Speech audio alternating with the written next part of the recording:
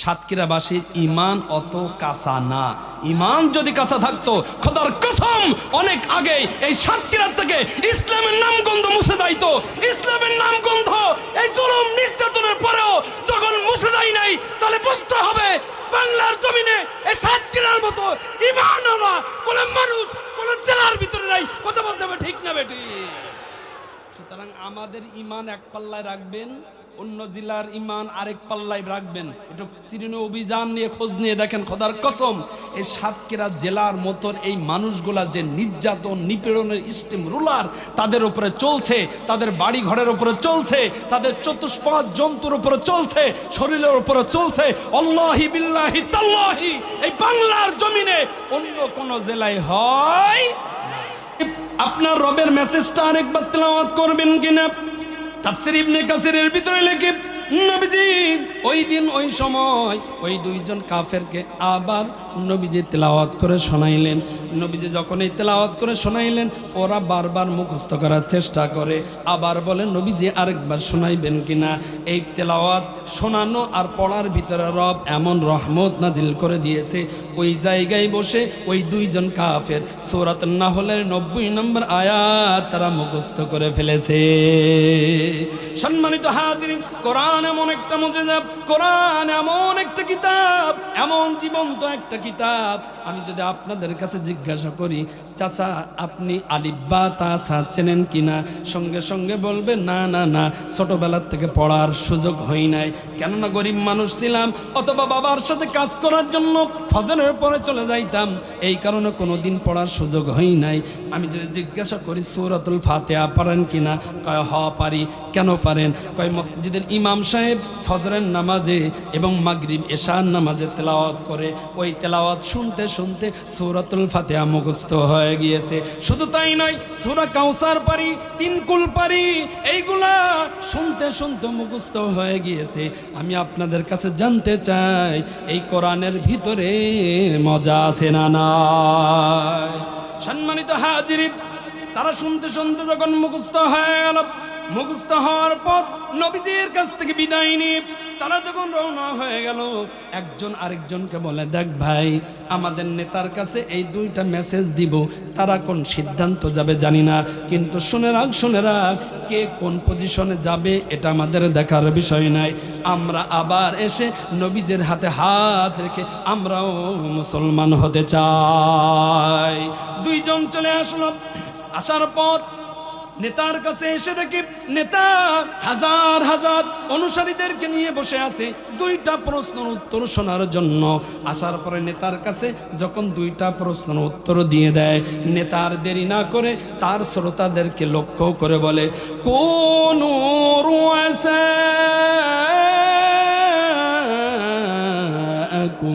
ওয়ালা তাকুনু আজনাবা। ও আমার অনুসারীরা, তোমরা শুনে নাও। ও আমার অনুসারীরা, তোমরা প্রত্যেকেই মাতা হয়ে যাও। খবরদার খবরদার, ওয়ালা তাকুনু আজনাবা, কেউ তোমরা লেজ হয় না। আমি আপনাদের কাছে জানতে চাই, শুনতে চাই, বুঝতে চাই, আপনাদের এলাকায় গরু আছে না নাই? কথা কয় না, আছে না নাই? কয় পা? কয় পা? এই চার পায়ে গরু যখন তার ওই গোয়ালের ভিতরে যায়, ঘরের ভিতরে যায়, আগে মাথা যায় না লেজ যায়? কথা বলে না, কি যায়? আকসাম সাহিবী বলল, আমার অনুসারীরা, আমি অনেক আগে মুহাম্মাদের ব্যাপারে, নবীজির ব্যাপারে পুরা সিবি, পুরা বায়োডাটা নিয়ে নিয়েছিলাম, কিন্তু তোমাদের কারণে নবীজির দরবারে আমি যাইতে পারি নাই। আমি আসমানি অন্য কিতাবের ভিতরে, অন্য ধর্মের ভিতরে পেয়েছি, শেষ জামানার নবী হবেন যিনি, তার কাছে এই দুইটা প্রশ্ন করলে সঠিক উত্তর পাওয়া যাবে। সুতরাং এই দুইটা প্রশ্নের উত্তর আমি সঠিক পেয়ে গিয়েছি। আর দেরি করতে চাই না, আমি নবীজির দরবারে যেতে চাই। নবীজির দরবারে গিয়েই আমি মুসলমান হতে চাই। আমার মতের সাথে, আমার নিয়তের সাথে যাদের মত আছে, চলো চলো চলো একসাথে নবীজির দরবারে যায়। হাজার হাজার অনুসারীরা বলল, ওগো আমাদের নেতা, ওগো আমাদের মনিব, কোনোদিন এই পর্যন্ত আপনি আমাদের খারাপ চান নাই, কষ্ট দেন নাই, আমাদেরকে কখনো কোনোদিন ঠকান নাই। আমরা আপনাকে এক বাক্যে চোখ বুজে বিশ্বাস করতে পারি। সুতরাং আপনি যদি মুসলমান হন, বিশ্বাস করেন আমরাও গায়রুল্লাহর কাছে মাথা নত করতে চাই না। আমরাও আপনার সাথে গিয়ে নবীজির হাতে হাত রেখে আমরা সকলেই মুসলমান হতে চাই। তাহলে এই সূরাতুন নাহলের 90 নম্বর আয়াতের ভিতরে পাওয়ার আছে না নাই? কথা বলেন, আছে না নাই? সম্মানিত হাজিরিন, ওই সময় কাফের ইহুদি নাসারা বেঈমানেরা কোরআন তেলাওয়াত শুনে তারা মুসলমান হয়ে গিয়েছে। কিন্তু আমাদের বর্তমান সময় এমন একটা পজিশনে চলে আসছিল, কোরআন হাদিসে বাবা মুসলমান, দাদা মুসলমান, পদ্দাদা মুসলমান, তারপরেও কোরআন হাদিসে বাধা দিত তারা। একটু জবান খুলে বলা যাবে কি কথা ঠিক না বেঠি? কেন বাধা দিত, কি কারণে বাধা দিত? একটা উদাহরণ দিব। আপনারা কি কেউ অসন্তুষ্ট হবেন? আপনাদেরকে কষ্ট হচ্ছে?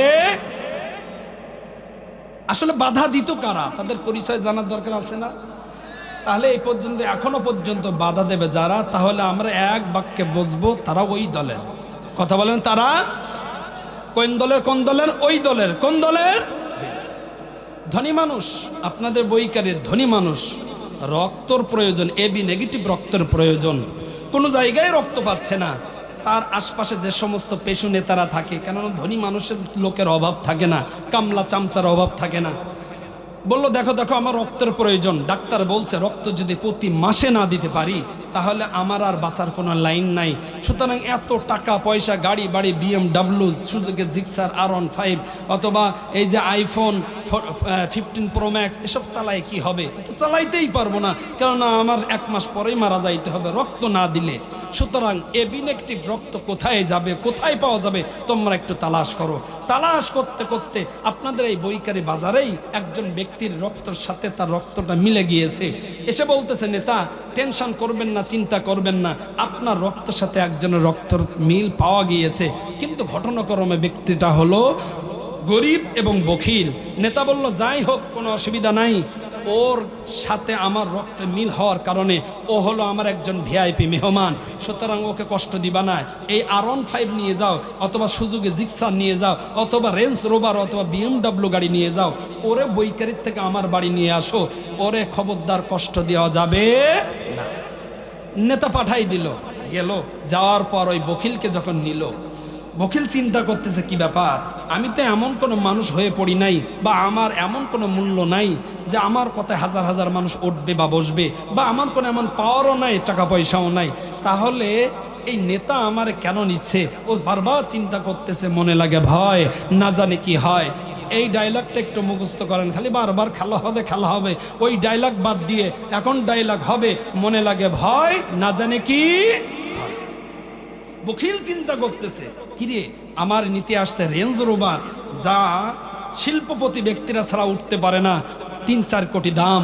তারপরেও বখিল চিন্তা করতেছে উঠি, তারপরেও মনের ভিতরে একটাই কল্পনা জল্পনা, মনে লাগে ভয়, না জানে কি। উদাহরণটা কিন্তু ওইটাই দিচ্ছি। কোরআন হাদিসে এই পর্যন্ত বাধা দিয়েছে কারা, তাদের পরিচয় তুলে ধরার জন্য। বখিলকে নিয়ে আসলো, ধনী মানুষের ঘরের ভিতরে যখন ঢুকাইলো, লক্ষ্য করে দেখা হয় রে এসি, জান্নাতি পরিবেশ, কার্পেট বিছানো, সিজন ফল, আনসিজন ফল সব রেডি। ও খাচ্ছে আর চিন্তা করতেছে একটাই, হায় রে আমার কাছ থেকে কি নেবে জানি না, মনে লাগে ভয়, না জানে কি হয়। ধনী মানুষ ওপর থেকে নামলো, মোসাবা করলো, ঈদের কোলাকুলি করলো। কোলাকুলি করার পরে দেখ ভাই, আমার শরীরের ভিতরে এমন একটা রোগের বাসা বাঁধছে, আমার শরীরে আর রক্ত থাকে না, আমার শরীরের রক্তর নাম হলো এবি নেগেটিভ, সুতরাং এই রক্ত কোনো জায়গায় পাওয়া যাচ্ছে না। ভাই তোর রক্তর সাথে আমার রক্তটা মিলে গিয়েছে, আমি তোর কাছ থেকে 2 ভাগ রক্ত নিতে চাই। যখন এই কথা বললো, বকিল চিন্তা করতেছে, ওই যে আমি মনে মনে চিন্তা করছিলাম, মনে লাগে ভয়, না জানি কি হয়। বকিল লাভ দিয়ে উঠে বলতেছে, নেতা এত সময় পর্যন্ত খাওয়াইছেন, আদর আপ্যায়ন করেছেন, অসুবিধা নেই, কিন্তু আমি ব্যক্তিগতভাবে অনেক গরিব এবং বকিল, আমি যে চাউলটা যাওয়ার কথা 1 মাস, ওই চাউলটা আমি এমনভাবে খাই যেটা যাই হলো 3 মাস। সুতরাং নেতা আপনি শুনে রাখেন, আমি রক্ত দেওয়া পেলে আর, আরে কথা কয় না, রক্ত দেওয়া পেলে আর। নেতা চিন্তা করতেছে কোনো জায়গায় রক্ত পাই না, পাইছি তো পাইছি, তোর কাছে পাইছি, রক্ত কেমনে নিতে হয় আমি ভালোভাবে জানি। নেতা ইশারা করতে দেরি, 4-5 জন ধরে ফেলতে দেরি করে নাই, ডাক্তারও রেডি, 2 ব্যাগ রক্ত নিল। আমি আপনাদের কাছে জানতে চাই, বকিলের মন ভালো না খারাপ? কথা বলেন, ভালো না খারাপ? রক্ত নিয়ে ডাক্তার তো চলে গেছে 2য় তলায়, রক্ত ক্রসিং করে সব কিছু করে প্রসেসিং করে দিয়ে দেবে। ও মাথাটা নিচু করে চোখ দিয়ে দর করে পানি ফেলতেছে বকিল, আর বলতেছে, আল্লাহ আজ আমি তোমার আদালতে বিচার দিয়ে দিলাম। সেটা হলো এই কিয়ামতের ময়দানে যত সময় পর্যন্ত এই 2 ব্যাগ রক্তের বিচার না হবে, রব আমি ওরে ছাড়বো না। এই কথা বলতেছে আর চোখ দিয়ে বারবার পানি ফেলতেছে মনের কষ্টে। কিছু সময়ের পরে নেতা 2য় তলার থেকে আসলো, আসার পরে আবার সালাম মুসাফা করে ঈদের কোলাকুলি করে ওরে বলল, দেখ তোর রক্তের কারণে আমি বেঁচে থাকবো, সুতরাং তোর রক্তের সাথে আমি বেঈমানি করব না। 2 পকেটের ভিতরে হাত ঢুকাইলো, প্রতি বান্ডেলে হলে 1 লাখ। আপনাদের কাছে আমি জানতে চাই, তাহলে 2 বান্ডেলে কয় লাখ? কথা বলেন, কয় লাখ? 2 লাখ। 2 লাখ টাকা যখন ওর সামনে দিল, বকিল লাভ দিয়ে উঠে দাঁড়ায় বলল, নেতা আরেক ব্যাগ যদি রক্ত আপনার এখনই লাগে অসুবিধা নেই, আমি দিতে প্রস্তুত আছি। রক্তের টাকার পাওয়ার আছে না নাই? কথা বলতে হবে, টাকার পাওয়ার আছে না নাই? নেতা বলল, দেখ তোর সাথে আমি এখন আর রক্ত নিব না, কেননা আমার শরীরের ভিতরে এমন একটা রোগের বাছা বাঁধছে, প্রতি মাসে রক্তের প্রয়োজন আমার।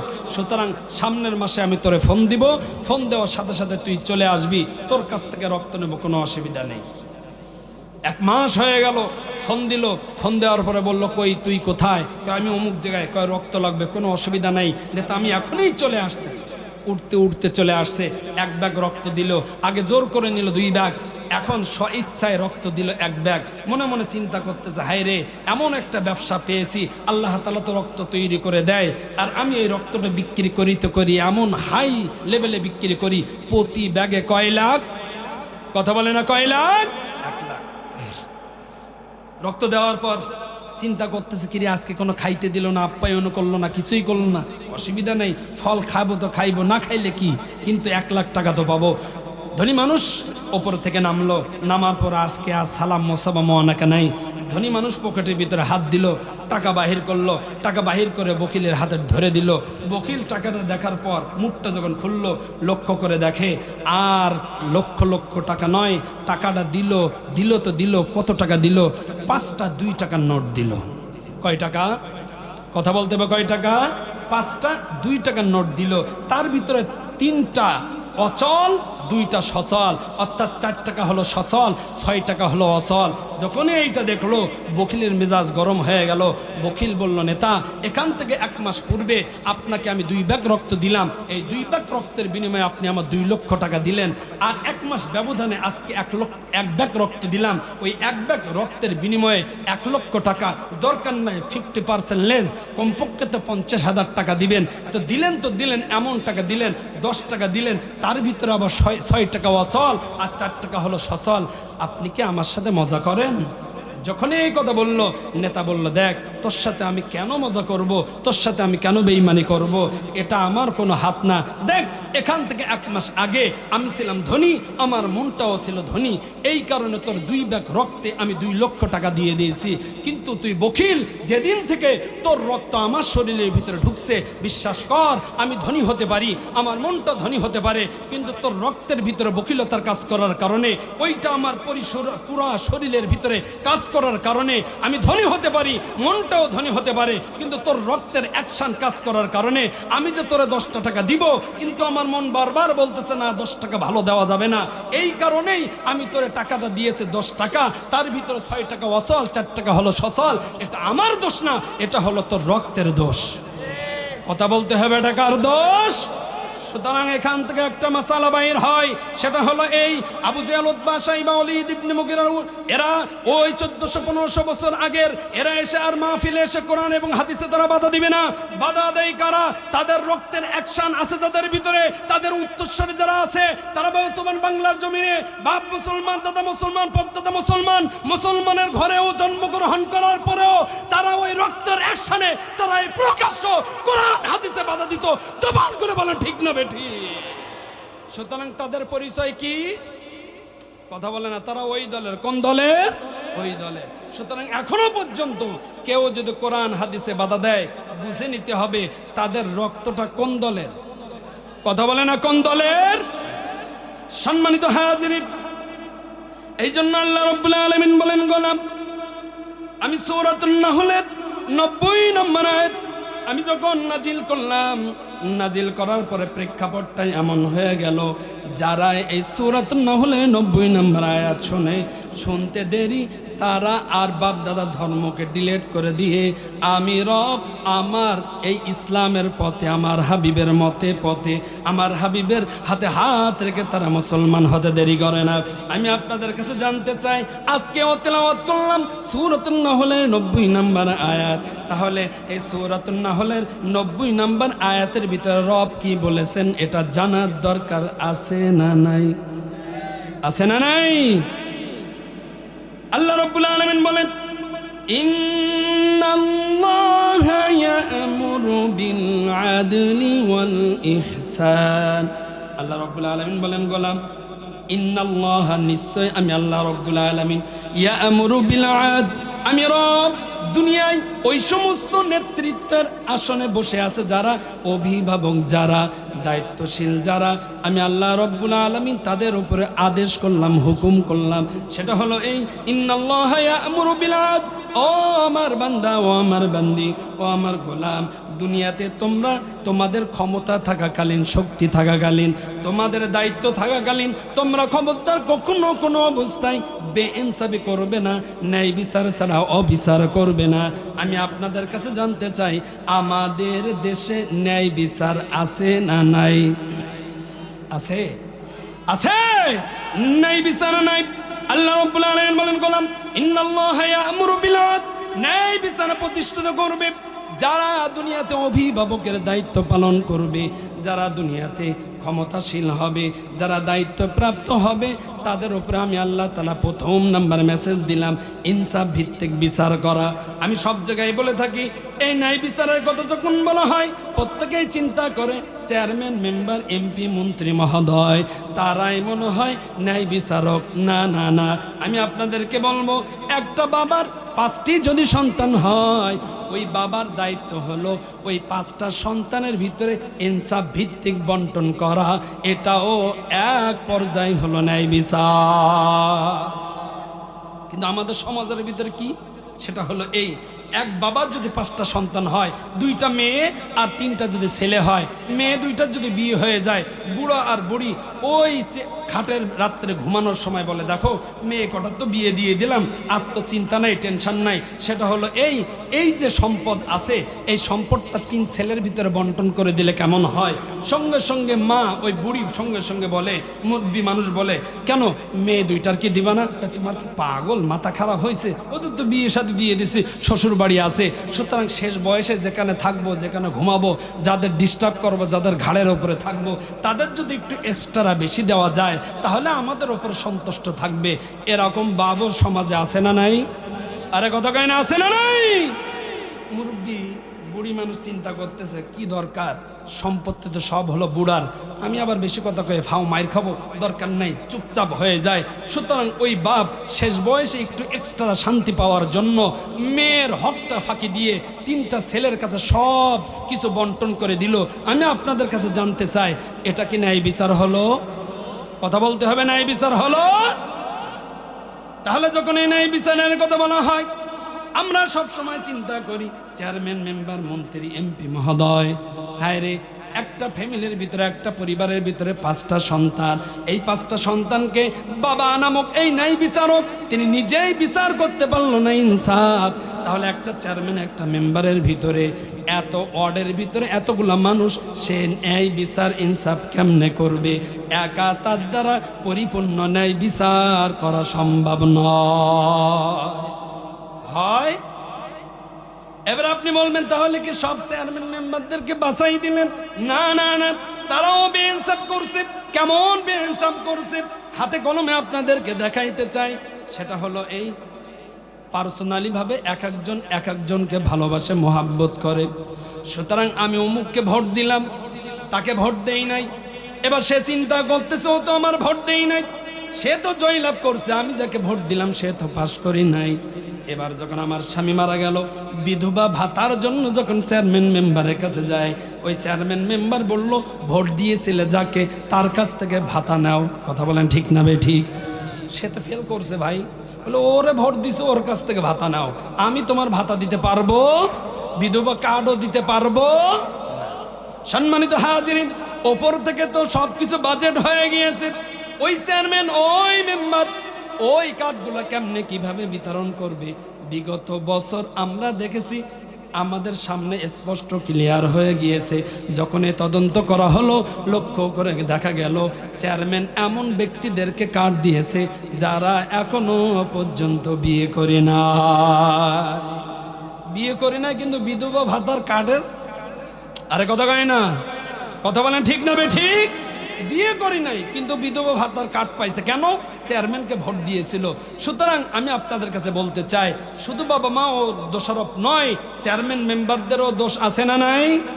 কথা বলেন আছে না নাই? সম্মানিত হাজিরিন, এই জন্য আল্লাহ রাব্বুল আলামিন বলেন, গোলাম ইন্নাল্লাহা ইয়া'মুরু বিল আদল, ইনসাফ ভিত্তিক বিচার যদি তোমরা করতে পারো, আমি রব আমার হাবিবের মাধ্যমে তোমাদের একটা মেসেজ দিয়েছি, সেটা হলো এই সাবাতু ইউজিল্লুহুমুল্লাহু ফি জিল্লিহি ইয়াওমা লা জিল্লা ইল্লা জিল্লুহু। কিয়ামতের ময়দানে আল্লাহ রাব্বুল আলামিন একমাত্র আরশ মহল্লার নিচে ছায়া ছাড়া অন্য কোনো জায়গায় ছায়া দান করবে না। একটাই মাত্র ছায়া পাওয়া যাবে, আর ওই ছায়ার ভিতরে আল্লাহ তাআলা 7 শ্রেণীর মানুষদেরকে ছায়া দান করবেন। তার ভিতরে প্রথম নাম্বার হবে যারা দুনিয়াতে ন্যায় বিচারক বাদশা হবে। তারা কি হবে? কি হবে? ন্যায় বিচারক বাদশা। এই ন্যায় বিচারক বাদশা আমার পিতাও হতে পারে, একজন চেয়ারম্যানও হতে পারে, একজন মেম্বারও হতে পারে, একজন মন্ত্রীও হতে পারে, একজন প্রধানমন্ত্রীও হতে পারে। কথা বলেন ঠিক না বে ঠিক? শুধুমাত্র চেয়ারম্যান, মেম্বার, এমপি, মন্ত্রী মহোদয়ের ছিদ্র তালাশ করব না। আমি বাবা আমার সন্তানদের ভিতরে তো আমি ইনসাফ করতে পারি নাই, তাহলে একজন চেয়ারম্যান, একজন মেম্বার তার ইউনিয়নের ভিতরে, ওয়ার্ডের ভিতরে কেমনে সবার সাথে ইনসাফ ভিত্তিক বিচার করবে? আমি যদি আমার পরিবারের ভিতরে ইনসাফ ভিত্তিক বিচার করি, বিশ্বাস করেন মারামারি গুতাগুতি কিলাকেলে আর হয় না। আর মারামারি গুতাগুতি কিলাকেলে যদি না হয়, চেয়ারম্যান পর্যন্ত, মেম্বার পর্যন্ত গড়ায় না। আর চেয়ারম্যান মেম্বার পর্যন্ত যদি না গড়ায়, তাহলে প্রশাসন পর্যন্ত যায় না। সমাজের ভিতরে আর কোনো ঝামেলা থাকে? ওই বুড়া মানুষ যখন ওই মেয়ের হকটা ফাঁকি দিয়ে সন্তানদের ভিতরে যখন এই ভাগ বটনা করে দিল, এই সংবাদ যখন ওই মেয়ের শ্বশুর শাশুড়ির বাড়িতে যখন চলে যায়, শ্বশুরালয়ের ভিতরে যখন চলে যায়, তখন তারা বলতে থাকে, দেখো নিশ্চয়ই তুমি অপয়া, এই কারণে তোমার বিয়ে করাইতে দেরি, আমাদের বাড়িতে দিতে দেরি হলো না, ভাগ বটরে করতে দেরি করলো না, তোমার অংশটা তোমাকে দিল না, তাহলে বোঝা হয়ে গিয়েছে তুমি ওদের বোঝা ছিলে। সুতরাং আমরা এই এক্সট্রা বোঝাওয়ালা এই মেয়েকেও আমরা রাখতে চাই না। ওখান থেকেও আমার ওই বোনটাকে লাত্তি মেরে বাহির করে দেয়। বিশ্বাস করো মুসলমান, ওই মাজলুম ওই মেয়ে চোখের পানি পড়তে দেরি, ফেলতে দেরি, আল্লাহ রব্বুল আলামিনের আদালত আরশ মহল্লা কাঁপতে দেরি হয় না। আল্লাহ তাআলা ওই মাজলুম মেয়ের দোয়াটা কবুল করতে বিন্দু মাত্র দেরি করবে না। নবীজি বলেন কিয়ামতের ময়দানে আল্লাহ রাব্বুল আলামিন একটা ব্রিজ বানাইবেন, পুল বানাইবেন। ওই ব্রিজটা শুধুমাত্র ইনসাফ ভিত্তিক বন্টন করবে যারা, বা বন্টন করতে পারবে না যারা, তাদেরকে ওই ব্রিজের উপর দিয়ে আল্লাহ তাআলা উঠাইবেন। শুধুমাত্র তাই নয়, যা ইয়াউমাল কিয়ামা অসিকুহু সাকিদুন, কিয়ামতের ময়দানে ওই সমস্ত পিতা মাতা, নাফরমান পিতা মাতা যখন উঠবে, স্বাভাবিক তারা উঠবে না, প্যারালাইসিসের রোগী হয়ে তারা হেসড়াইতে হেসড়াইতে উঠবে। তখন সঙ্গে সঙ্গে পাশের মানুষ জিজ্ঞাসা করবে, ও হাজী সাহেব, ও চাচা, যখন ইন্তেকাল করেছিলে, মৃত্যুবরণ যখন করেছিলে, তোমার তো কোনো প্যারালাইসিসের রোগী ছিল না, তুমি তো কোনো অসুস্থতা ছিল না, কিন্তু আজ কেন প্যারালাইসিসের মতো তুমি হেসড়াইতেছো? সঙ্গে সঙ্গে ওই হাজী সাহেব, ওই মুরব্বী বলবে, দেখো দেখো দেখো, আমার ওই যে মেয়েটা দেখতে পাও, ওই মেয়েকে কষ্ট দেওয়ার কারণে, ওর অংশটা ফাঁকি দেওয়ার কারণে, শরীক ফাঁকি দেওয়ার কারণে, ওর চোখের পানি জমিনে পড়ার আগে আল্লাহ রাব্বুল আলামিন ওর বদদোয়াটা কবুল করে নিয়েছে। যে কারণে আল্লাহ তাআলা আজকে কিয়ামতের ময়দানে আমি সুস্থ হওয়া সত্ত্বেও আমাকে প্যারালাইসিসের রোগী রব বানিয়ে দিয়েছে। আমি আপনাদের কাছে জানতে চাই, কাল কিয়ামতের কঠিন ময়দানে আপনারা কি প্যারালাইসিসের রোগী হতে চান? তাহলে আমাদের সমাজের ভিতরে এই সমস্ত বাবারা কেন আছে মেয়ে বিয়ে দিতে দেরি, ভাগবটর এমন ভাবে করে ওই মেয়েদের আমার ওই বোনদের শরীক ফাঁকি দেয়, এমন বাবা আছে না নাই? আরে কথা বলতে হবে, আছে না নাই? সম্মানিত হাজিরিন, এই জন্য আল্লাহ রাব্বুল আলামিন বলেন, গোলাম খবরদার, তোমার হাতে ওই পরিবারের চাবিকাঠি আমি দিয়ে দিয়েছি, ক্ষমতা দিয়ে দিয়েছি, যা খুশি তুমি করতে পারো, কিন্তু খবরদার কাউকে তুমি কষ্ট দিবা না, কারোর শরীক তুমি ফাঁকি দিবা না, কারোর কম দিবা না, অন্য চোখে তুমি দেখবা না, ছেলে মেয়ে উভয় তোমার কাছে সমান। আর এইটা যদি তুমি করতে পারো, আমি আল্লাহ রব্বুল আলামিন আমার হাবিবের মাধ্যমে আমি ওয়াদা দিলাম, কিয়ামতের ময়দানে আমি আল্লাহ রব্বুল আলামিন ওই 7 শ্রেণীর ভিতরে তোমাকেও আরশ মহল্লায় আমি কবুল করে নিব। কাল কিয়ামতের কঠিন ময়দানে আরশ মহল্লায় ছায়া পেতে চান যারা, আবার কষ্ট হলেও রব্বে কারিমকে সন্তুষ্ট করার জন্য হাত দেখাবো তারা। নারায়ে তাকবীর। সম্মানিত হাজিরিন, নবীজির কেমন বিচার ফয়সালা ছিল, নবীজি কেমন ইনসাফ ভিত্তিক বিচার করেছে। আবু বকর সিদ্দিক রাদিয়াল্লাহু তাআলা আনহু উনি দৈনন্দিন নামাজ পড়ার জন্য মসজিদে নববীতে যায়। রাস্তার প্রতিমধ্যে একজন কাফের ইহুদি নাসরা বেঈমান ওই আবু জেহেলকে, ওই আবু বক্করকে বারবার ইফতিজিং করে, উত্তপ্ত করে, বাজে মন্তব্য করে। আবু বক্কর কোনোদিন কিছু বলে না। একদিন হঠাৎ করে ওই কাফের ইহুদি নাসরা বেঈমান আবু বক্করকে বলল, ও আবু বক্কর, আজ আমি নতুন কিছু তোমাকে বলতে চাই। সেটা হলো এই, আমাদের দেবতা হলো ধনী, তোমাদের রব হলো ফকির। একটু জবান খুলে বলা যাবে কি নাউজুবিল্লাহ? আমাদের রব কি ফকির? আরে কথা কয় না ফকির? সম্মানিত হাজিরিন, এই কথা বলতে দেরি আবু বকর আর দেরি করল না।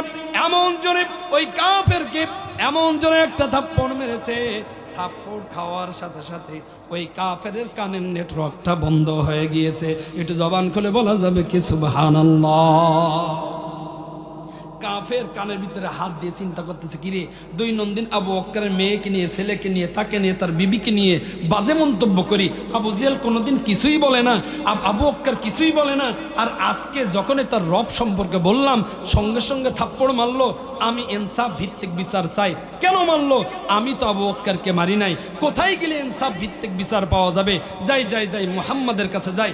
মুহাম্মাদের কাছে গেলে আমার বিশ্বাস আমি ইনসাফ ভিত্তিক বিচার পাবো। একটু জবান খুলে বলা যাবে কি আল্লাহু আকবার? একজন কাফেরের চিন্তা চেতনা ছিল এই যে আমি মুহাম্মাদের কাছে গেলেই আমি ইনসাফ ভিত্তিক বিচার পাবো। কেননা মুহাম্মদ এটা কোনো সময় চিন্তা করে না ও আমার দলের লোক, ও আমার ভোট দিয়েছে, ও আমার পাশের লোক, ও আমার লোক, এটা মুহাম্মদ কোনোদিন চিন্তা করে না। কাফের চলে গেল নবীজির কাছে।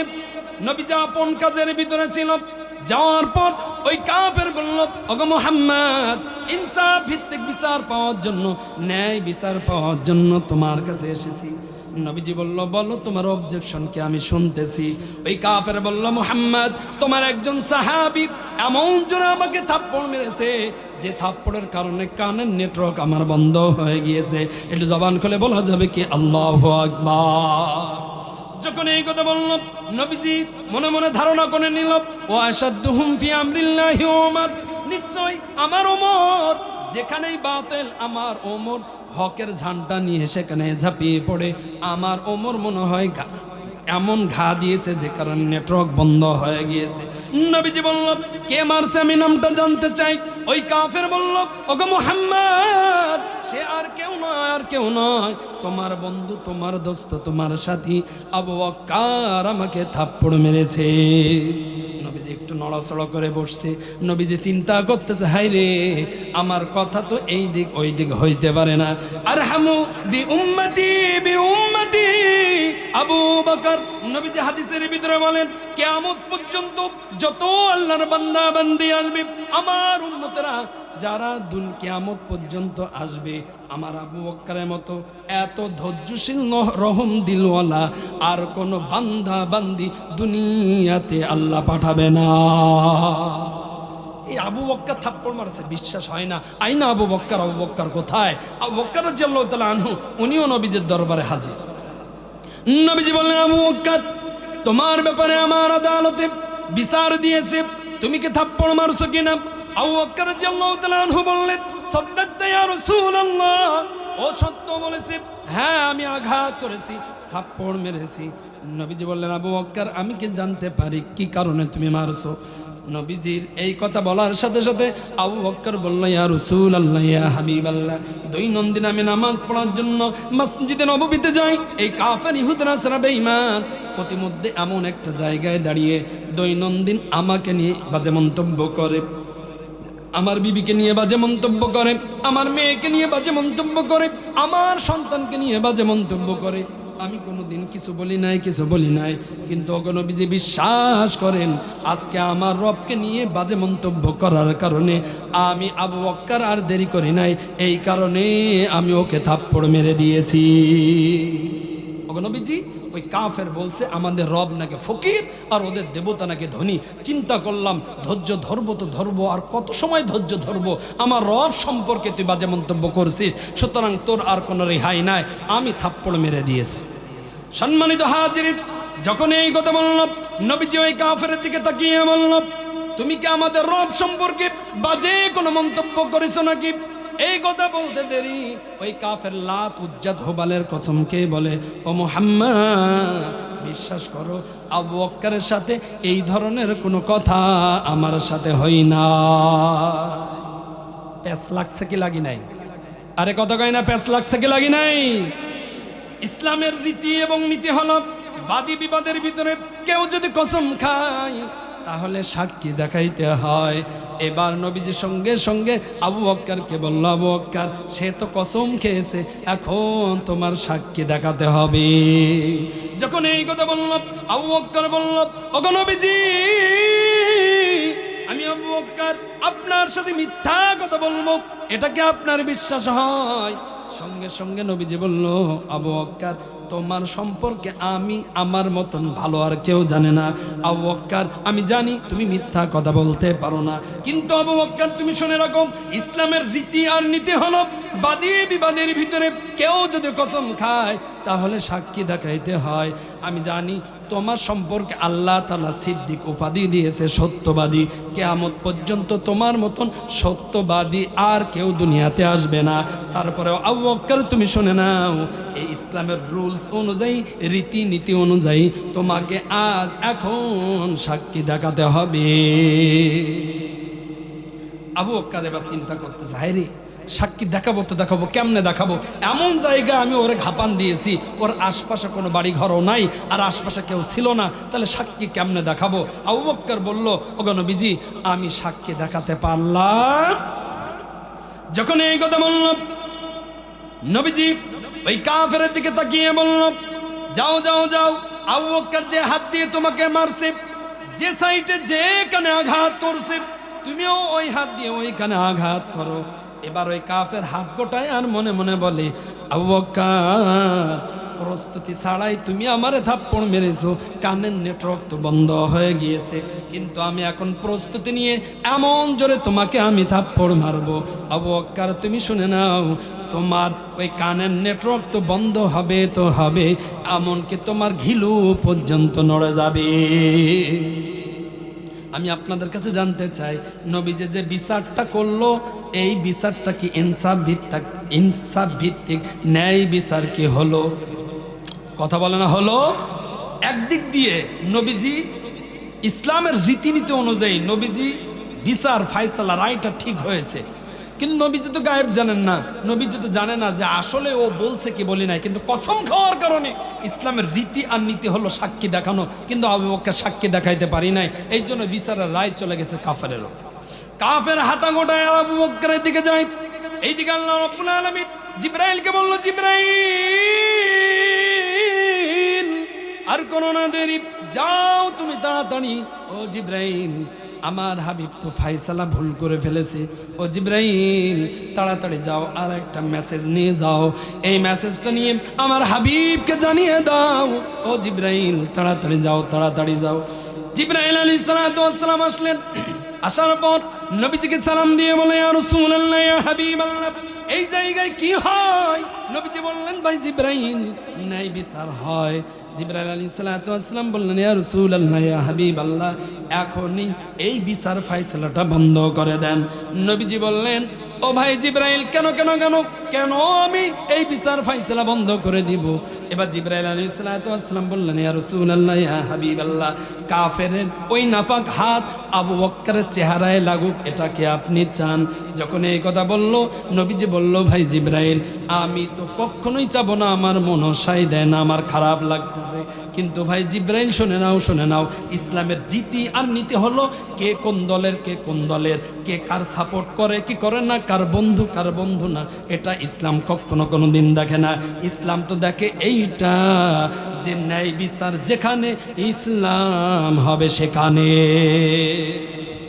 ন্যায় বিচার যেখানে, ইসলাম হবে সেখানে।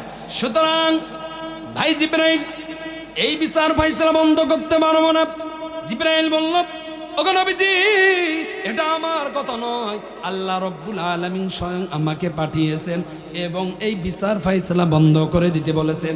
শুধুমাত্র তাই নয়, আল্লাহ রব্বুল আলামিন একটা মেসেজ দিয়ে আমাকে বার্তা দিয়ে পাঠাইছেন আর বলছে, যাও যাও যাও, আমার হাবিবকে গিয়ে বলো, আবু বকর দুনিয়ার কোনো সাক্ষী দেখাইতে পারি নাই, দুনিয়ার কোনো মানুষ আমার আবু বকরের জন্য সাক্ষী হয় নাই, কোনো অসুবিধা নাই, কোনো অসুবিধা নাই, আমি আল্লাহ রব্বুল আলামিন আমি নিজেই আমার আবু বকরের জন্য আজ এখন আমি রব, আমি নিজেই সাক্ষী হয়ে গেলাম। যারা বলেন না আল্লাহু আকবার। সম্মানিত হাজিরিন, নবীজি সঙ্গে সঙ্গে ওই বিচার ফয়সালাটা বন্ধ করে দিলেন। বন্ধ করে দেওয়ার পর জিব্রাইল নবীজিকে সঙ্গে সঙ্গে সূরাতুল আলী ইমরানের 181 নম্বর আয়াত তেলাওয়াত করে শোনাইলেন।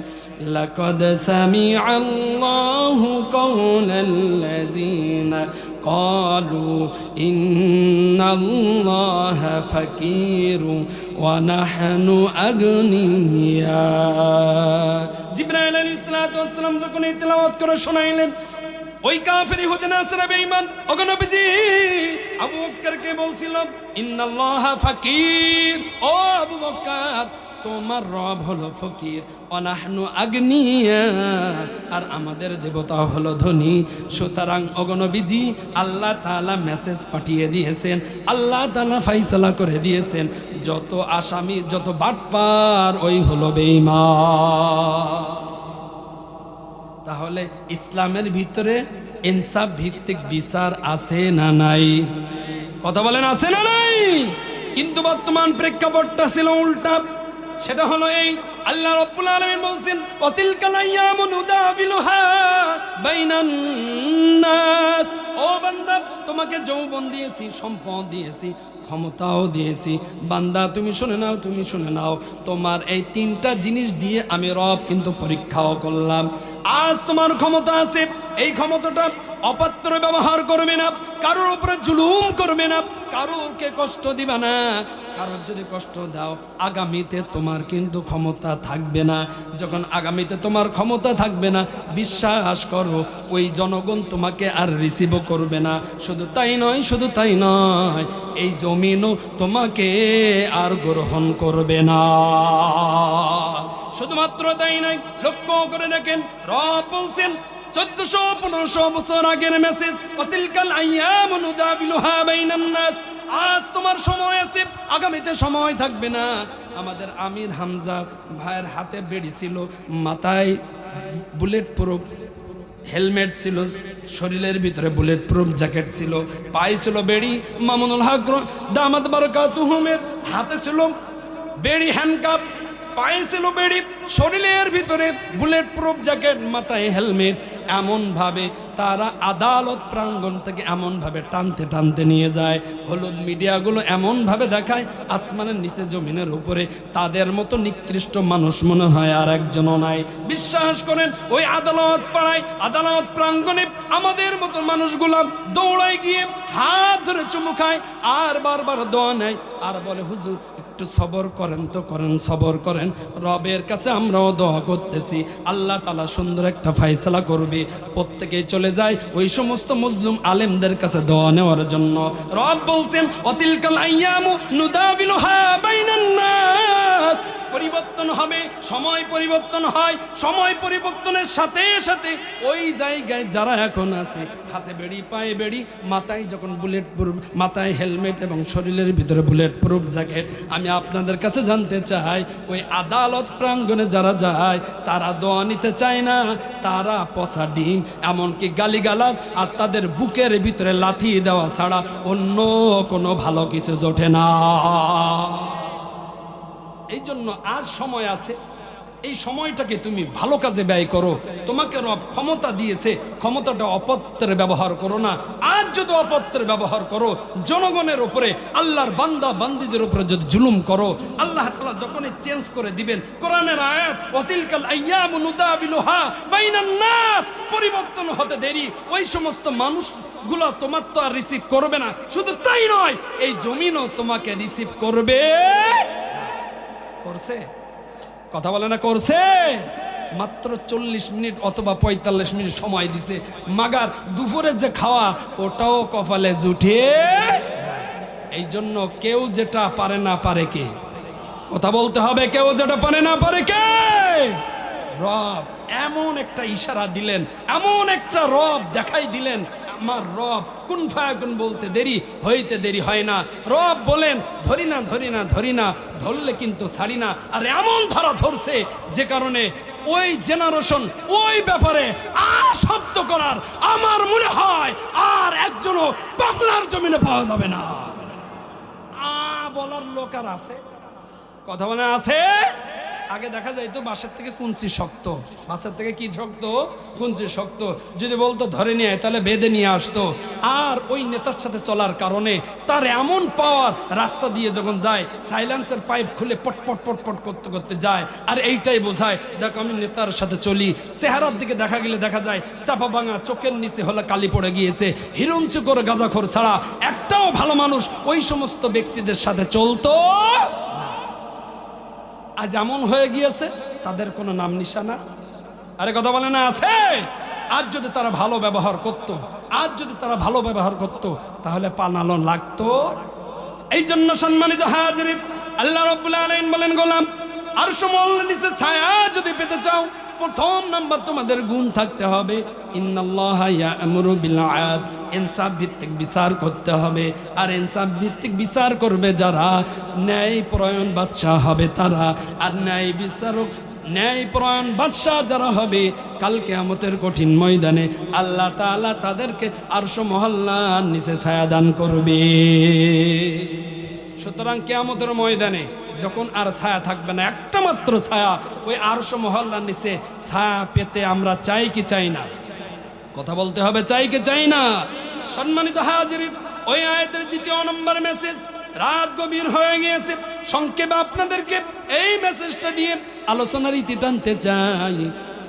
আল্লাহ রাব্বুল আলামিন দ্বিতীয় নম্বর মেসেজ দিলেন, ও আমার বান্দা, ও আমার বান্দি, ও আমার গোলাম, ইন্নাল্লাহা ইয়া'মুরু বিল আদল, এটা হলো প্রথম নাম্বার। ওয়াল ইহসান, ভালো ব্যবহার করো, ভালো আচরণ করো।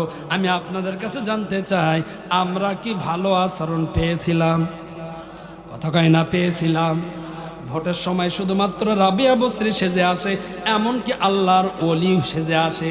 শুধু তাই নয়, 1-2 ওয়াক্ত নয়, 1-2 রাকাত নয়, 80 রাকাত ও তাহাজ্জুদ পড়ে। কত রাকাত? আরে কত কয় না কত রাকাত? 80 রাকাত তাহাজ্জুদ পড়ে।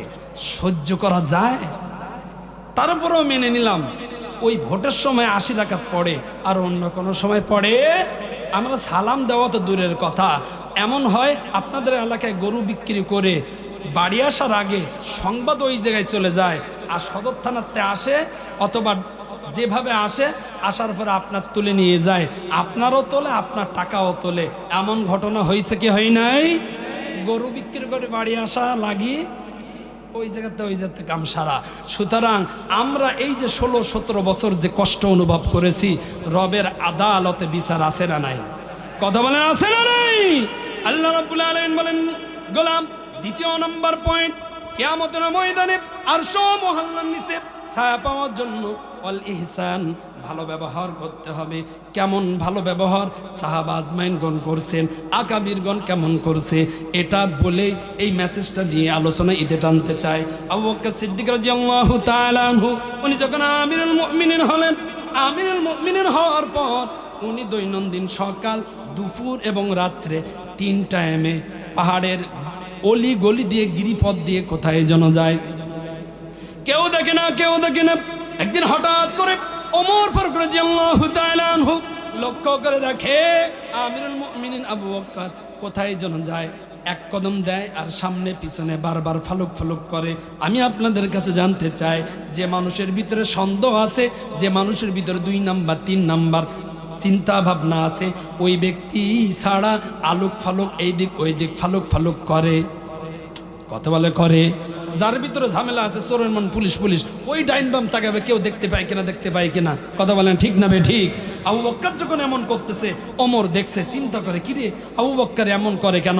আজকে বাদ দিলাম, কালকেও দেখে আবু বকর এমন করে আর যায়। একদিন 2 দিন নয়, 7 দিন যখন হয়ে গেল, ওমর ফারুক রাদিয়াল্লাহু তাআলা আনহু চিন্তা করতেছে আর ছাড় দেওয়া যায়?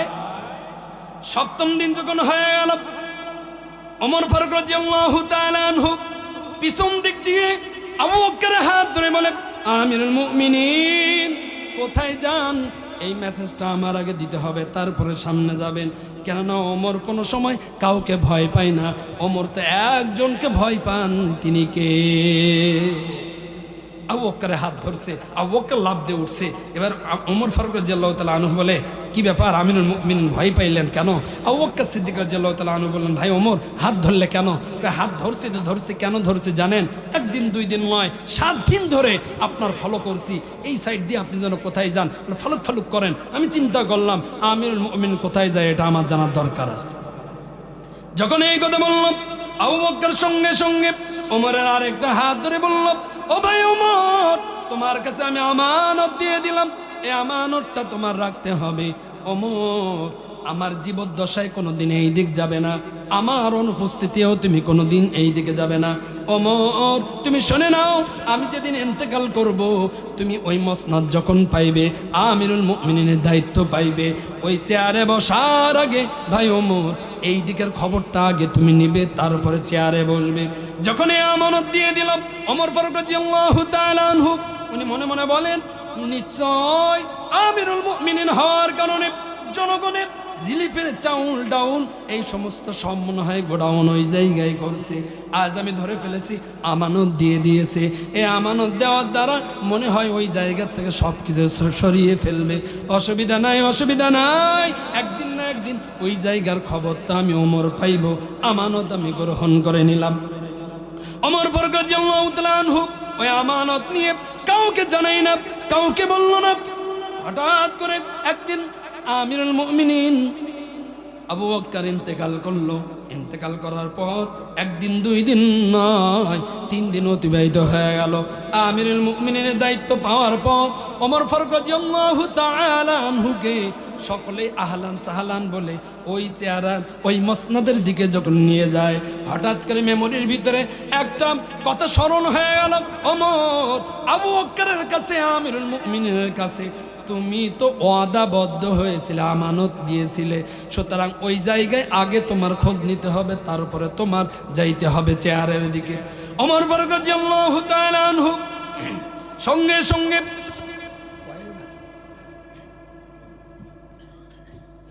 ওমর ফারুক রাদিয়াল্লাহু তাআলা আনহু বলল, ও আমার অনুসারীরা, তোমরা যাও, একটু পরে আমার ব্যক্তিগত কাজ নিয়ে আমি আদায় করেই তারপরে তোমাদের কাছে আসব, সুতরাং তোমরা একটু যাও। ওমর ফারুক রাদিয়াল্লাহু তাআলা আনহু চিন্তা করতেছে, ওই ঘরের দিকে যাইতেছি, না জানি কি দেখতে পাই, কোন গোডাউন আমি পাই, কোন খনির আমি সন্ধান পাই, এই চিন্তা ভাবনা করতেছে আর সামনে যাইতেছে। যাইতে যাইতে লক্ষ্য করে দেখে যেখানে গিয়ে রাস্তা শেষ হয়ে যায় ছোট্ট একটা কুড়ি ঘর দেখতে পায়। ওমর ফারুক রাদিয়াল্লাহু তাআলা আনহু মনে মনে চিন্তা করলো, এই ঘরের ভিতরে যদি গোডাউন যদি থাকে, চাউলের গোডাউন অথবা গমের গোডাউন, তেলের গোডাউন, রাখবে তো রাখবে, কেমনে রাখবে, কিভাবে রাখবে? ঘরটা তো অনেক ছোট, জীর্ণ শীর্ণ একটা ঘর। আমিরুল মুমিনিন যদি বা রাখে তাহলে এখানে কেন বা রাখবে? এই চিন্তা ভাবনা করে ঘরের ভিতরে ওমর প্রবেশ করলো। প্রবেশ করার পর লক্ষ্য করে দেখে ঘরের ভিতরে কেমন যেন অগোছালো, কেমন যেন একটা দুর্গন্ধ, মানুষ পচার মতো একটা দুর্গন্ধ পাওয়া যায়। ওমর ফারুক রাদিয়াল্লাহু তাআলা আনহু এক হাত দিয়ে নাকটা এঁটে বারবার ঘরের ভিতরে তালাশ করতেছে কিসের দুর্গন্ধ পাওয়া যায়। হাঁটার যে একটা আওয়াজ, এই আওয়াজটা যখন ওই ঘরের কর্নারে চলে গেল, ওই কর্নার থেকে একটা মহিলার কণ্ঠে ক্ষীণ আওয়াজে ব্যথা নিয়ে একটা আওয়াজ চলে আসে। সঙ্গে সঙ্গে ওই বৃদ্ধা মহিলা আওয়াজ দিয়ে বলল, আবু বকর, আমার আবু বকর, একদিন দুই দিন নয়, আজ 3 দিন হয়ে গেল, আমার জন্য কেন খাবার নিয়ে আসলেন আবু বকর? আমাকে ভুলে গিয়েছিলে নাকি আবু বকর? কি ব্যাপার, কেন আমার 3 দিন খোঁজ নিলা না? আমার খিদার কারণে, খিদার যন্ত্রণার কারণে বুকের ছাতি ফেটে যায়, পিপাসার কারণে আবু বকর কেন আসলো না? আমি কি বেয়াদবি করলাম, কি কষ্ট দিলাম তোমার? ওমর যখন এই কথা শুনলো, সঙ্গে সঙ্গে ওই ঘরের কর্নারে গিয়ে দেখে, হ্যাঁ রে, একটা বয়স্ক বৃদ্ধা একজন মহিলা, পুরা শরীরের ভিতরে ঘা, পুরা মুখের ভিতরে ঘা, জবানের ভিতরে ঘা, শুধু তাই নয়, জবানের ভিতরে, মুখের ভিতরে কোনো দাঁত নাই, চোখটাও অন্ধ হয়ে গিয়েছে, অন্ধ মানুষ। ওমর নিকটে যাওয়ার পর সঙ্গে সঙ্গে তার ভুল ভেঙে গেল, বুঝে আসলো আমিরুল মুমিনিন দৈনন্দিন সকাল দুপুর রাত্রে কেন আসতো, বোঝা হয়ে গেল। আর দেরি না করে দৌড়ায় বাড়িতে এসে বিবিকে বলে, বিবি আমার আর দেরি করতে চাই না, কিয়ামতের ময়দানে তো আমি ওমর আসামি হয়ে গিয়েছি। ও বিবি আমার, তাড়াতাড়ি তুমি একটু মিষ্টি দাও, পায়েস পাকিয়ে দাও, রান্না করে দাও। বিবি বলল, স্বামী আমার, আজ আপনি আমিরুল মুমিনিন, আজকে আপনার মতো এত খুশি কেউ হতে পারে না। কেন আপনি এত ব্যথা হৃদয় নিয়ে কান্নাকাটি করতেছেন? আমিরুল মুমিনিন ওমর বললেন, ও বিবি, কথা বলো না, তাড়াতাড়ি তুমি একটু পায়েস রান্না করে দাও, নাইলে কালকে আমাদের কঠিন ময়দানে আল্লাহ রব্বুল আলামিন আমাকে আসামির কাঠগড়ায় দাঁড় করাই দিবে রে বিবি। বিবি সুন্দর করে পায়েস রান্না করে দিল। ওই পায়েস নিয়ে ওমর ফারুক রাদিয়াল্লাহু তাআলা আনহু দৌড়ায় চলে গেল ওই ছোট্ট কুঠির ঘরের ভিতরে। যাওয়ার পর বৃদ্ধা মহিলার মাথাটা উঁচু করে উরুতের ওপরে মাথাটা রেখে চামচ দিয়ে যখন মুখের ভিতরে খাদ্য পরিবেশন করতেছে, এক হাত দিয়ে নাকটা এঁটে রেখেছে, কেননা এত দুর্গন্ধ, পাশে যাওয়া যায় না, পাশে যাওয়া যায় না। কেননা মানুষের বয়স যখন বেশি হয়ে যায় তার প্রস্রাবের ভিতরে দুর্গন্ধ আসে, শরীর থেকে দুর্গন্ধ পাওয়া যায় এবং তার জবান থেকে, মুখ থেকেও দুর্গন্ধ পাওয়া যায়। এই 3টা দুর্গন্ধ এক হওয়ার কারণে এমনকি সন্তানেরাও বাবা আমার কাছে যেতে চায় না। কথা বলেন ঠিক না বে ঠিক? সম্মানিত হাজিরিন, ওমর যখন এই চামচ দিয়ে খাদ্য পরিবেশন করবে, ওই বৃদ্ধা মহিলা ভূতি দিয়ে চামচটা চেপে দিয়ে বলে, হে যুবক, হে যুবক, তোমার পরিচয় আমি জানি না, তোমার নাম আমি জানি না, ও যুবক, কিন্তু আমার বোঝা হয়ে গিয়েছে তুমি আমার আবু বকর না, তুমি আমার আবু বকর না রে যুবক। যখন এই কথা বলল, ওমর ফারুক রাদিয়াল্লাহু তাআলা আনহু বললেন, ও বুড়িমা, তোমার সাথে তো আমার কোনো কথা হয় নাই, আমার পরিচয় আমি দেই নাই, কিন্তু বুঝলেন কেমনে আমি আবু বকর কি অন্য কোনো যুবক, কেমনে বুঝলেন? বৃদ্ধা মহিলা বলল, ও যুবক, তুমি তো জানো না, তোমার খাদ্য পরিবেশনের স্টাইলে, তোমার খাদ্য পরিবেশনের ঢঙে আমি বুঝতে পেরেছি তুমি আমার আবু বকর হতে পারো না। ওমর বললেন, ও বুড়িমা, কেন কেন কেন? আবু বকর কেমনে তোমার খানা খাওয়াই তো একটু শুনতে চায়। বৃদ্ধা ওই বুড়িমা বলল, ও যুবক, তোমার পরিচয় তো আমি জানি না, তুমি শুনে নাও। আবু বকর যেদিন থেকে আমিরুল মুমিনিন হলো, আমি যেদিন থেকে অসুস্থ হয়ে গিয়েছি, বিশ্বাস করো এই ঘরের ভিতরে একদিন 2 দিন নয়, 1 মাস 2 মাস নয়, আমি 1টা বছর এই ঘরের ভিতরে আছি। ও যুবক, বিশ্বাস করো, আমার আবু বকর সকাল দুপুর রাত্রে সর্বপ্রথম আমার কাছে আসার পর আমার নাপাক এই যে পোশাকটা দেখতেছো, এই পোশাকটা খুলে ফেলে, সুন্দর পবিত্র পোশাক আমাকে আবার পরিধান করিয়ে দেয়, আর আমার খাদ্য পরিবেশন করে দেয় যে স্টাইলে তুমি খাদ্য পরিবেশন করতেছো। 6 মাস পূর্বে আমার আবু বকর এইভাবে খাদ্য পরিবেশন করিয়ে দিয়েছে, কিন্তু যুবক, আর 6 মাস পরে আমার মুখের ভিতরে যখন ঘা হয়ে যায়, আমার জবানে যখন ঘা হয়ে যায়, ও যুবক, আমার আবু বকর চিন্তা করেছে আমি যদি চামচ দিয়ে খাদ্য পরিবেশন করি, তাহলে ওই বৃদ্ধা মহিলার বৃদ্ধা মার জিহ্বা নরম এবং ঘা হয়ে গিয়েছে, ক্ষত হয়ে গিয়েছে, ওখানে যদি চামচ দেই ব্যথা পাবে, কষ্ট পাইবে। এই কারণে ও যুবক, আমার আবু বকর এই সকাল বিকাল রাত্রে 4 মাস ধরে আমার আবু বকর কেমনে খাদ্য পরিবেশন করেছে তুমি কি জানো? সর্বপ্রথম আমার খাদ্যটা আমার আবু বকরের জিহ্বার ভিতরে, মুখের ভিতরে নাই। ও যুবক, জিহ্বাটা মুখের ভিতরে নিয়ে, আমার খাদ্যটা তার মুখের ভিতরে নিয়ে, আমার আবু বকর তার জিহ্বাটা আমার মুখের ভিতরে ঢুকিয়ে দেয়। ও যুবক, আমার আবু বকর কোনোদিন আমার অবহেলা করি নাই, কিন্তু আজ যখন তুমি চামচ দিয়ে খাদ্য দিচ্ছ, ও যুবক, আমার বোঝা হয়ে গিয়েছে তুমি আমার আবু বকর না। যখন এই কথা বললেন, ওমর ফারুক রাদিয়াল্লাহু তাআলা আনহু চিৎকার মেরে রব্বে কারীমকে বলে, আল্লাহ, আজ আমার বোঝা হয়ে গিয়েছে। কেন নবীজি এই কথা বলতেন? ওমর, শুনে নাও, শুনে নাও, আমার আবু বকরের আল্লাহ রব্বুল আলামিন এত ভালোবাসে, আমি আমার আবু বকরকে এত ভালোবাসি, তোমরা কি জানো? আমার আবু বকরের 1 দিনের আমল অথবা 1 রাত্রের আমল 1 পাল্লায় যদি রাখা হয়, আর কিয়ামত পর্যন্ত আনেওয়ালা আল্লাহর বান্দিরা যদি আসে, আমার উম্মতদের সকল জীবনের সকল সওয়াবের কাজ, নেকের কাজটা যদি 1 পাল্লায় রাখা হয়, আমার আল্লাহ রব্বুল আলামিন আমার আবু বকরের 1 রাত্রের আমল রবের কাছে বেশি হয়ে যায়। সম্মানিত হাজিরিন, যখন এই কথা বলল, আমিরুল মুমিনিন ওমর বলল, ও বুড়িমা, আমি আপনার কাছে লুকাইতে চাই না, আমি আমিরুল মুমিনিন ওমর, কিন্তু আপনাকে খাদ্য পরিবেশন করতে আসতো যে আবু বকর, ওই আবু বকর আজ 1 দিন 2 দিন নয়, 3 দিন অতিবাহিত হয়ে গিয়েছে, রবের ডাকে সাড়া দিয়ে রবের সাথে দিদার করার জন্য চলে গিয়েছে। আবু বকর আর দুনিয়াতে বেঁচে নাই। এই কথা বলতে দেরি বৃদ্ধা মহিলা সঙ্গে সঙ্গে রব্বে কারীমকে বলে, আল্লাহ, যে জমিনে আবু বকর নাই, ওই জমিনে আমি আর থাকতে চাই না।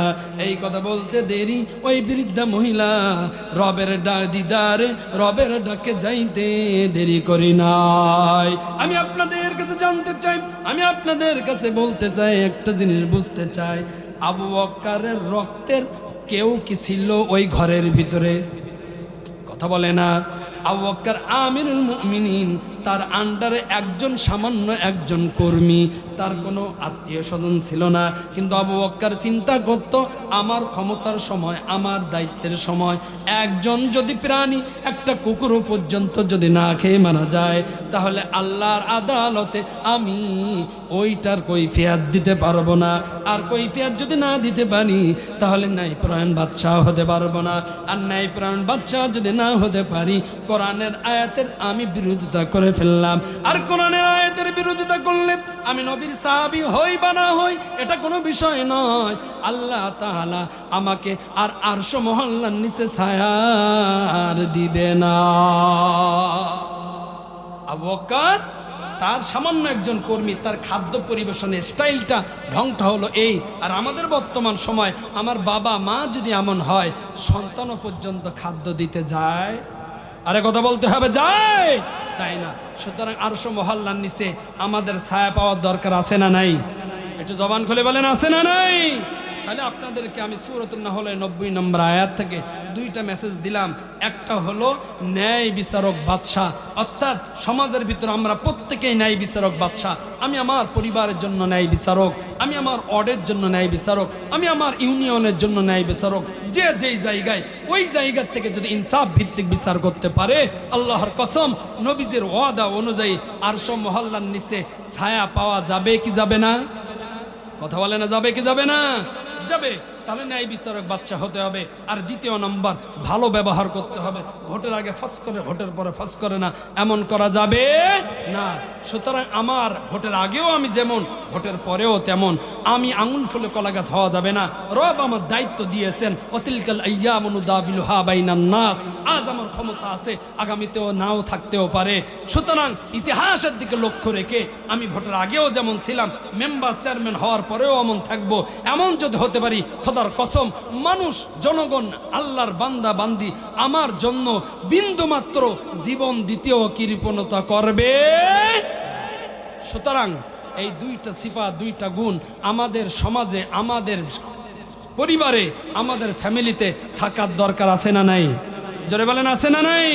আল্লাহ তুমি আমাদেরকে এই মেসেজটা, আমাকে এবং সকলকে আল্লাহ আমল করার তৌফিক দান করে। একটু জবান খুলে বলেন আমিন। আর জোরে বলেন না আমিন।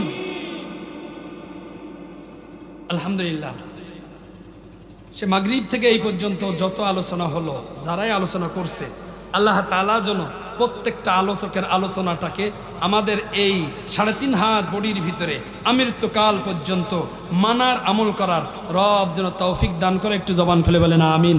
এখনই দেওয়া হবে ইনশাল্লাহ। বিশেষ করে অত্র এলাকায় যত মুরব্বিয়ান এজম, মুর্দেগান যারা শুয়ে আছে, কারোর বাবা, কারোর মা, কারোর আত্মীয় স্বজন যে যেভাবেই দুনিয়ার থেকে চলে গিয়েছে, আল্লাহ তাআলা তাদের এই মাহফিলকে কেন্দ্র করে, এই মাহফিলের ওসিলায় কবরে যদি আযাব থেকে থাকে, রব যেন কবরের আযাবকে মাফ করে দিয়ে আল্লাহ তাআলা ওই কবরটাকে যেন জান্নাতুল ফেরদাউসের বালাখানা হিসাবে কবুল করে নেয়। একটু জবান ফেলে বলেন আমিন।